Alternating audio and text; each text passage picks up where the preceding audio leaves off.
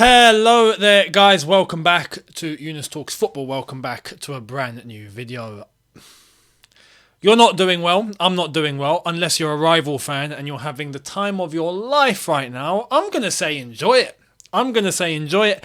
If it was another team and it was happening in the reverse direction, I would be enjoying it. I'm not going to lie. So, if United were sitting in 14th and they were losing every game, I'd laugh, Obviously on a banter level. I mean, I'm not on a logical level. From a fan perspective, we giggle, we laugh at the expense of our rivals. That is how it is. So if you're a rival fan, go ahead and enjoy yourself. Whereas if you're a Chelsea fan, look, Chelsea fans spoke volumes today after the game, and that said everything that needed to be said. The boos were loud. Everyone's not happy.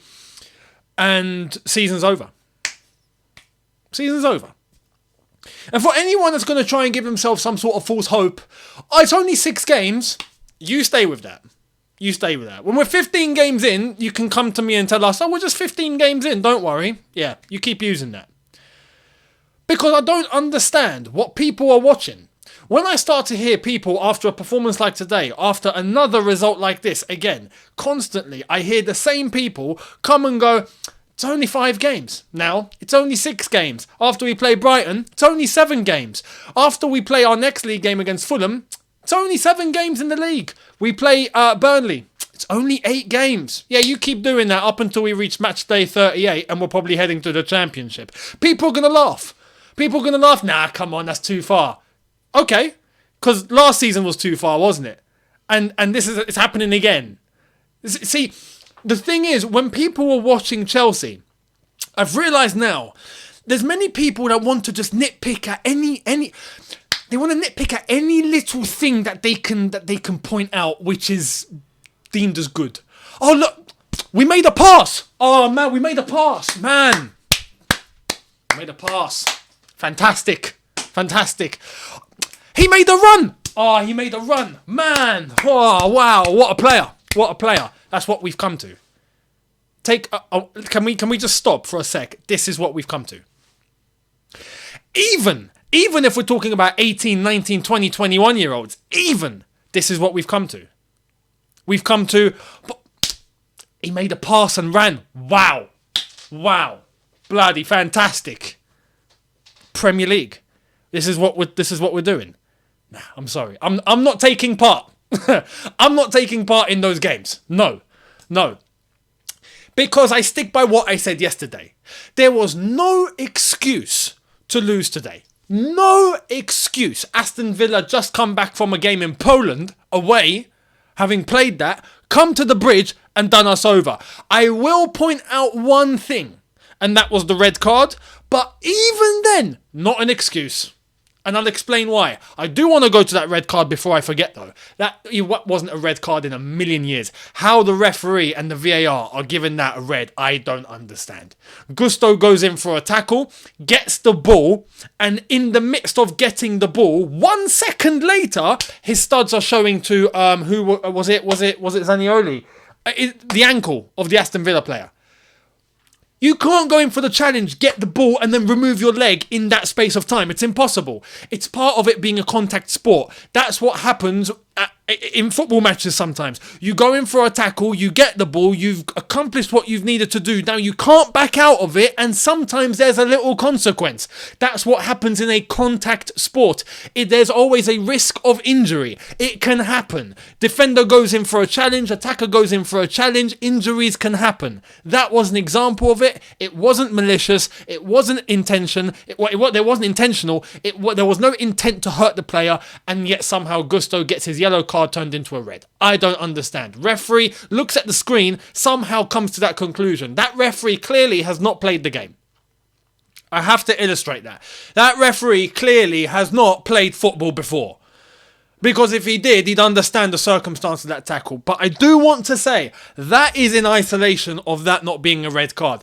But it's not an excuse. People are going to camouflage the entire performance based on that red card and go, we were down to 10, so, we've got to let this one slide. No, we ain't letting anything slide. Why? Because every single thing that we saw go wrong before the red card went wrong after the red card, and even so, in some circumstances, more.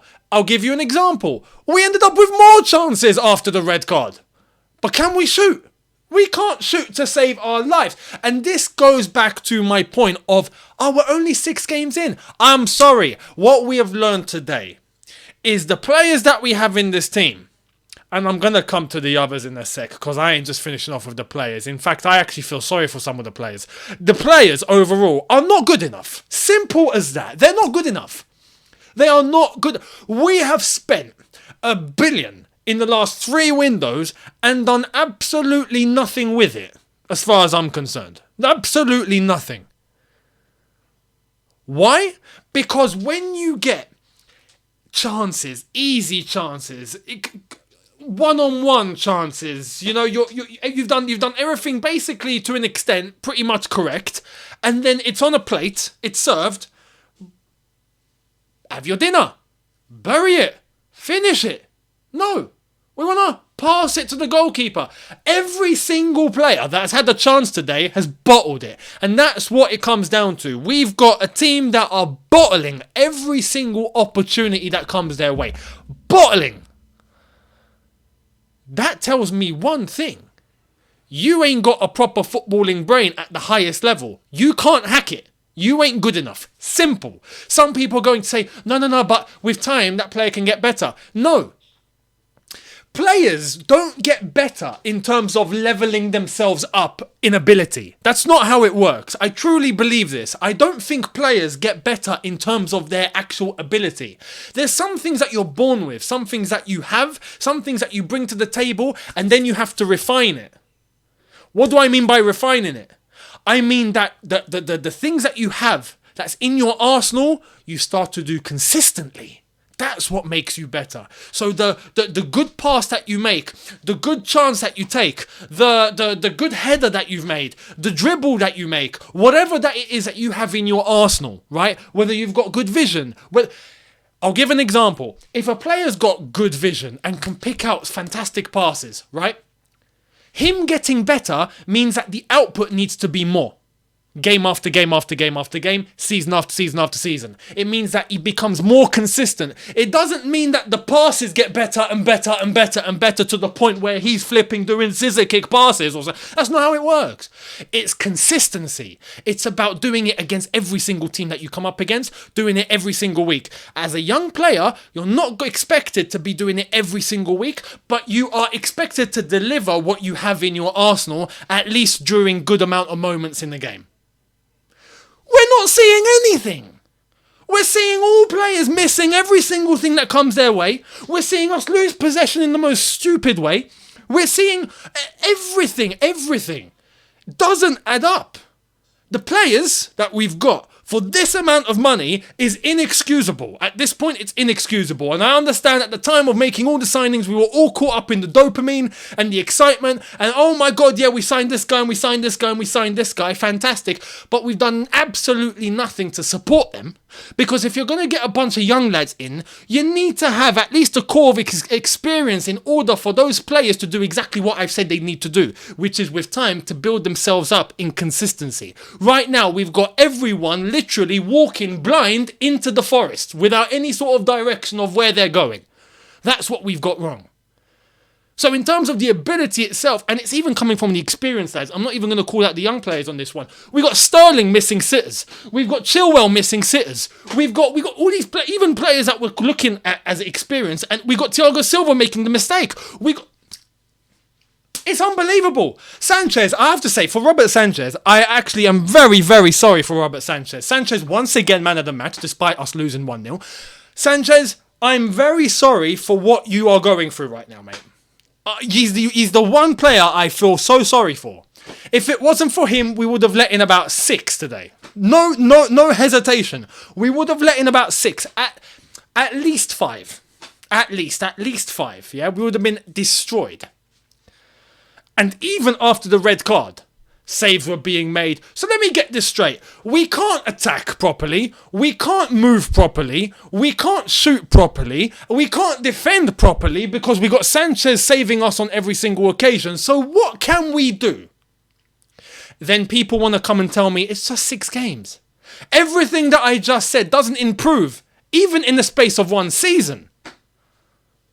Now, what does that mean? It doesn't mean that you wait for next year and the year after and the year after for things to get better. It means that what you got now isn't good enough. It doesn't cut it. Simple as that. Simple as that. So that's the team. Poch.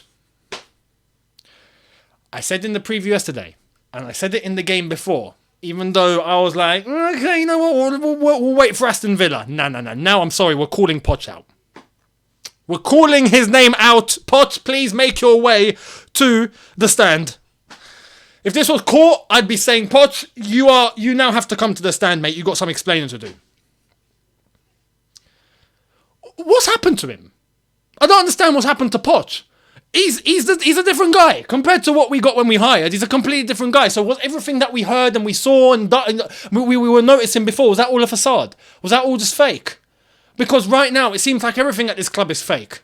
I feel like I've been sold a scam. I feel like from top to bottom, I've been sold a scam. We've been sold a dream. Everything is wrong. Poch included. I don't understand, again, the setup. I don't understand his decision-making during a game. I don't understand the players he's relying on. Once again, just off the bat, Gallagher's captain. Okay. We set up with Levi Colwell at left-back once again. We don't want to learn from that. So Colwell's now a left-back, just for everyone to know, right? And if anyone's going to say, no, but Colwell was playing in a hybrid and one... No, it was a flat 4. It was a 4-2-3-1 today. Clear as day. And in that 4-2-3-1, we had Colwell at left-back. We had Enzo as a 10. Caicedo with a knee strap on. Talk about taking risks. I thought we had enough injuries. No, but we're going to take the risk.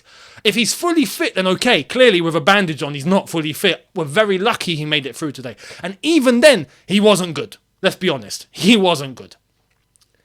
But I also have to look at the pressure that was being put on Caicedo. Who did he have? How many times was he doubled up on? So many times he was doubled up on. Had the ball, one Villa player coming. He turns, another one's coming to him. Crap, I don't know what to do. Loses the ball. No support. No one there to actually stop that presence from happening in the first place. Why? Because instead of playing Enzo next to him, he's played Gallagher next to him. He's put Enzo in the 10. What? And even then, Enzo was actually looking quite involved. But he's not a 10. You want to be able to dominate the game, at least on the ball, you bring Enzo a little bit deeper and construct the game around him. No, we don't want to do that. We want to stick him in the 10. But we leave Cole Palmer on the bench. It's baffling. Then we actually see moments. We see moments from Mudryk, right? And even then, this is what I'm talking about. The consistency. It doesn't look like it's going to come. Because for one good thing Mudryk does, for one good thing Sterling did, there was a dozen bad things. Mudryk actually not so much. Compared to Sterling, I would say Mudryk today better than Sterling. But this is what I mean when we're nitpicking. We're trying to collect all the crumbs that we can find. What can we find here? Because we haven't got bread slices, we got crumbs. I'm trying to get as many crumbs as I can find just to cut my hunger. That's what we're at the moment. So in terms of a Mudryk, for example, fantastic pass into Nicholas Jackson, if we recall. Make some good runs. But at the same time, when he's dribbling with the ball, he's just running straight into trouble. Just running straight into Aston Villa without any sort of output. Boom, loses the ball. And he's done that a few times today. But we're going to call him good because it's all we had today. That's my point. That's not good enough. For a club like Chelsea Football Club, having spent $1 billion, that's not good enough. Now, some people are going to say, no, but we didn't spend $1 billion. We've got around 500 million net spend. Yeah, I'm not talking about net spend. I know what we let go of. And some fans don't want to acknowledge that in terms of the rivals. I understand that. But we're not talking about that. We're talking about the quality that we brought into this team that we now have now. There's $1 billion worth of players here. And we've got nothing to show for it. Does that compute with you? It doesn't compute. But at the same time, when we're looking at Pochettino and we're looking at how we lined up, and then we look to the red card, and then we look to what he does to try and change the game. What does he do to try and change the game? As I just said, the one bright spark, at least the crumbs that we're looking for, was with Mudryk. He takes him off. He takes him off. He takes him off to bring on Ben Chilwell. So then we can then shift Colwell back into centre-back. Chilwell goes to left-back. Disasi moves to right-back. And we've got Silva alongside Colwell. Because that's what we have to go with because Gusto's now been sent off. Right? So we sacrifice Mudryk. But we keep Sterling on. who, as far as I'm concerned today, was a joke. A joke. An absolute joke. We move, and then later we bring on Ugochukwu. Who do we take off? Nicholas Jackson. Now, understandably, Nicholas Jackson was missing sitters, just like Sterling was missing, just like Chilwell missed, just like everyone was missing sitters. Nicholas Jackson missed some sitters too. So I'm not even going to say, Nicholas Jackson, this, that. I'm not protecting him today as well, because he should have scored probably about another couple. But everyone doesn't know how to shoot anymore. So he takes Nicholas Jackson off to bring on Ugochukwu, to then stick the man who clearly cannot score in Raheem Sterling up front. What? How does that make sense? How is that making any sense? And then after, we bring on Cole Palmer and we take off who? Enzo Fernandez. Make it make sense. Make it make sense. Make it make sense. It's absolutely incredible. And then we bring on Broja when we're desperate to take off Caicedo and leave ourselves with no other output. It's absolutely incredible. So in terms of Pochettino, and in terms of the setup, what I've noticed today with the way that we play, the amount of occasions that we don't flood the box with bodies is incredible. We want to try and cross the ball in, and there's one man in the box. How do you want to do that? Even if we're on the attack. But it's like we're just sitting with this mid-block, and there's no one actually willing to move forward, and then we can't defend. I'm sorry, but the positioning of the players and the way that we're moving is on the manager and Poch, and he's not rectifying any of it. Only up until the last 10 minutes, we start to see players flooding into the box. I'm sorry, that should have been done time ago. Because if you're going to play defensive, if you're going to play in a way that's, you're trying to look for the counter, okay.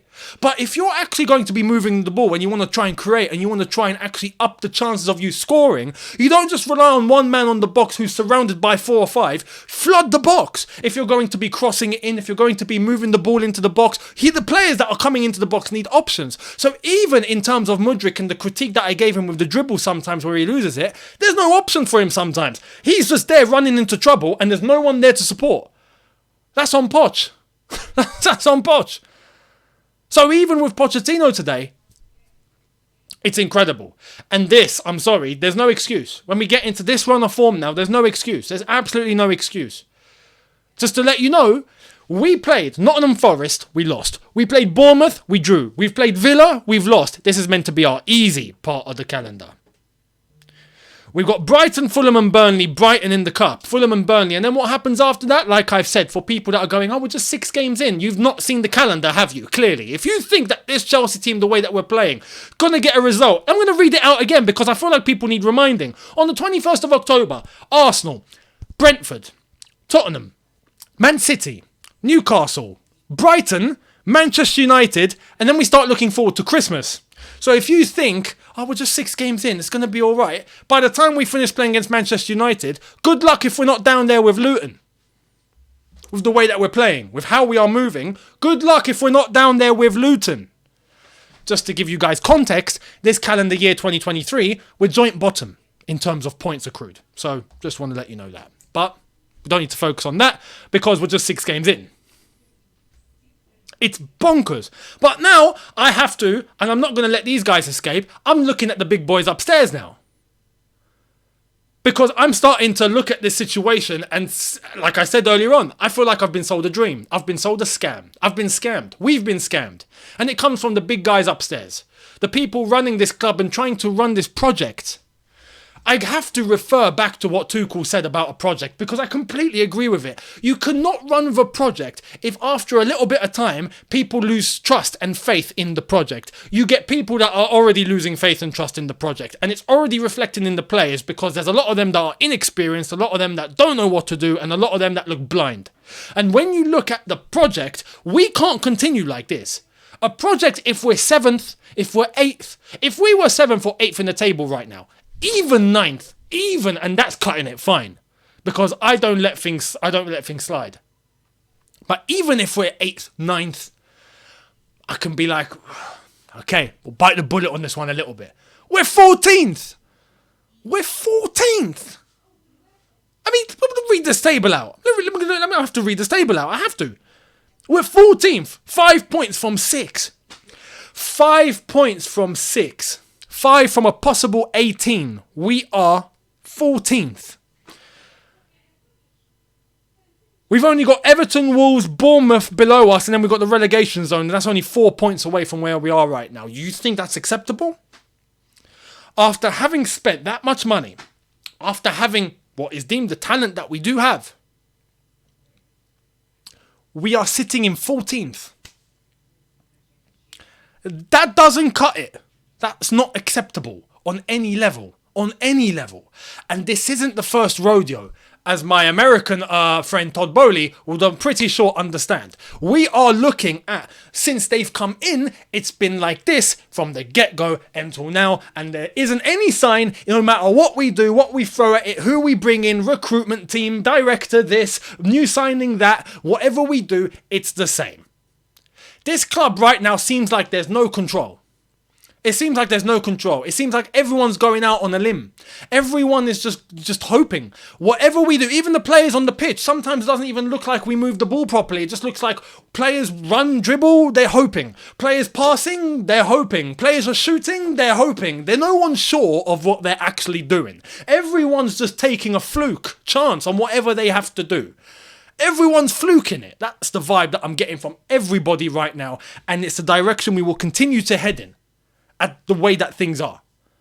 This is why I am the way that I am right now. People need to understand the urgency of the situation that we are in right now. And this isn't to say, oh no, you know what, yeah, just get rid of Poch. Because now, as I've said, I think this is going to come from upstairs. I'm looking at the owners and the overall running of this football club now, just to let you guys know, we don't need a new stadium. What's the point?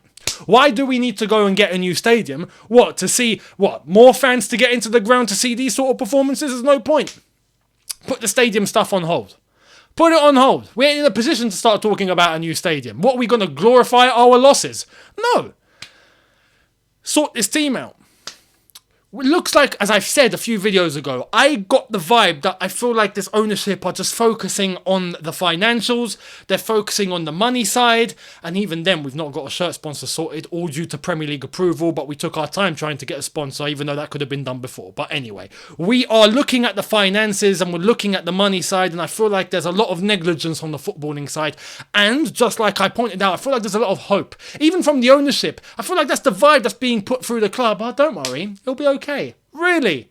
Don't worry, it's going to be fine. Really? Nah, I need to see something to let me know that it's going to be fine, and then I will say that it will be fine. Don't worry. Right now, we ain't seeing anything. No matter what we do, there's nothing. Unacceptable. So we're in this situation now. And honestly, I don't know. I don't know the way out. Right now, I don't know the way out. Because if truth be told, it could be that these owners just don't know how to run a football club. Simple as that. It could be. But for that to change, they need to sell. They've just come in. And I'm pretty sure there's a contract clause, if I'm not mistaken, in the when they bought the club, of them having to keep hold of the club for the first 10 years before they can actually do anything with it. I think there's a clause in there or something like that. So even then, it's down to them to wake up and understand their mistakes and what they need to do. But right now, it doesn't look like that's changing. Manager looks like he doesn't know what he's doing as well now. Completely different guy to what we saw weeks ago. Completely different guy. And players look like they're just blind players that don't know where they're going. This is... I never anticipated Chelsea to be in this situation. Never thought we would be here. Never. Not like this. I remember 15-16. I remember seasons where we were a little bit off. But never did I think that we would be here. Never. But we are. This is the reality now. Unbelievable. So, what's the solution? Like I said, I can't even tell you. Because I feel like everything's fake. I feel like the ownership is fake. I feel like the gaffer is fake. I feel like the players and what we were sold are fake. The way that we play is fake. Everything's fake. I feel like everything is fake. The disconnect right now with this football club is unbelievable. Unbelievable. And I'm saying this because I know what's coming. People are going to give themselves false hope. I know what's coming from the day we play against Arsenal. onwards, from the 21st of October onwards, it's going to be mayhem. Mayhem. Buckle up.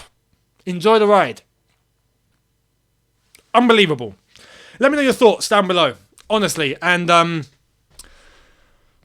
just your thoughts. I'm not even going to ask for your solutions because it's just very easy to go, yeah, no, the ownership needs to go. Oh, no, Poch needs to be kicked out. Oh, no, we got to buy another £1 billion worth of players. We've cornered ourselves. Well and truly cornered ourselves. So let me know your thoughts. Much appreciated. And I will see all of you tomorrow for a brand new one. Thank you all very much for watching. But absolutely fuming, man. I'm absolutely fuming. Absolutely fuming. Can't believe it. Absolutely can't believe it. I mean, I wasn't surprised that this result was going to come in. But in the grand scheme of things, I can't believe we're here. Like, we're here. This is where we are. We're sitting 14th, and some deem it acceptable. And it doesn't look like we're budging away from that.